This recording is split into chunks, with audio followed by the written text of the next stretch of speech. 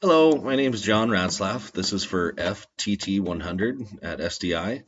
Today I'm going to be going over a field stripping project that we have today. Uh, right here, this is actually going to be a Ruger Precision bolt action rifle.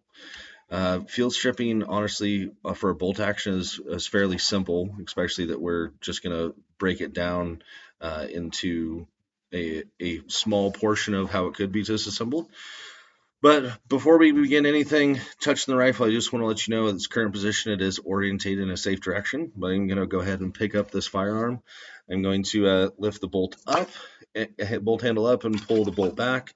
I'm going to be physically looking and making sure that there's no live ammunition inside of the chamber. I also personally like to just go ahead and do a physical inspection just to make sure that nothing is there. And this weapon system itself is cleared. I'm going to go ahead and take the bolt, right it back forward, push the bolt handle back down. I personally always like to just discharge that spring tension from my triggers. You don't have to, but it's something I personally like to do. Um, this weapon system itself, too, it does have the ability to be magazine fed. At the current time, it does not have that, but that is something that if it was present, you would need to go ahead and remove the feed source first before checking that chamber. So real quick, what we're going to wind up doing is I'm going to show you on this Ruger Precision itself, which is chambered in 6.5 Creedmoor, whether it's chambered in 6 Creedmoor, which I have two.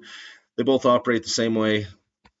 We are going to wind up go ahead and we're going to actually press this button.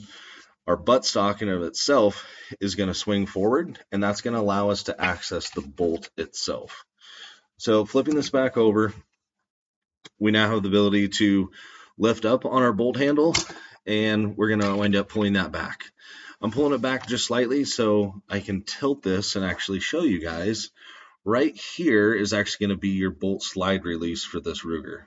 So I'm going to set it back here for us, and I'm going to wind up pressing that bolt release, and I'm going to take the bolt completely out of the firearm itself.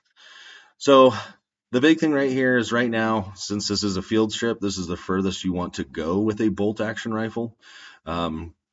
In another video or maybe another time or project, we could actually completely take this into this bolt shroud off, and then we could actually disassemble this to where we could expose the firing pin itself.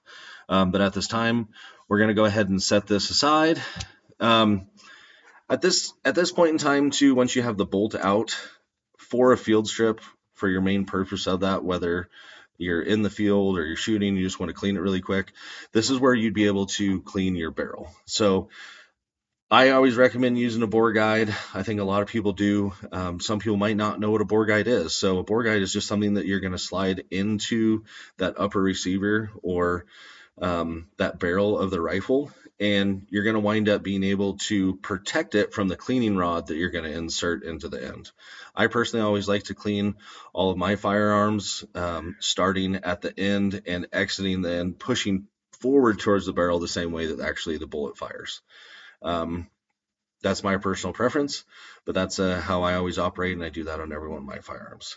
So at this point in time, technically your field strip is complete. You can go ahead and grab a towel. You can wipe down your bolt. You can go ahead, like I said, we talked about cleaning your barrel, putting your bore guide, and then your cleaning rod through, wiping that down. At this point in time, we've completed that. We're going to go ahead and put this back in here. I'm going to take the bolt. I'm going to push that forward. At this point, you're going to push it a little bit more forward, and it's actually going to wind up catching on your bolt release. And you can just put that charging handle down, and then you can go ahead and swing this forward. You definitely want to make sure that you do a check just to make sure that weapon is functioning properly. Obviously, we know that it's still unloaded, but we're going to point in a safe direction. And then I'm going to go ahead and pull the trigger here. Some people do it a few times. I like to just do it twice just to make sure that I'm having that. I'm also going to pull back on it, push it forward, make sure the weapon is on safe. And when that weapon is on safe, it's not firing, we're in good shape. Really quick, just do the time limit here that I have. I just want to talk about when I did take this apart completely, and I was going to actually remove the bolt from it for this specific firearm, I actually did find out that I don't have the right tool to remove the firing pin after I take the shroud off from that bolt carrier group in of itself. So that is something I did learn, a little bit of frustrating, but we'll wind up getting that together. But hey, hope you guys have a great week, and thanks much. We'll see ya. Bye.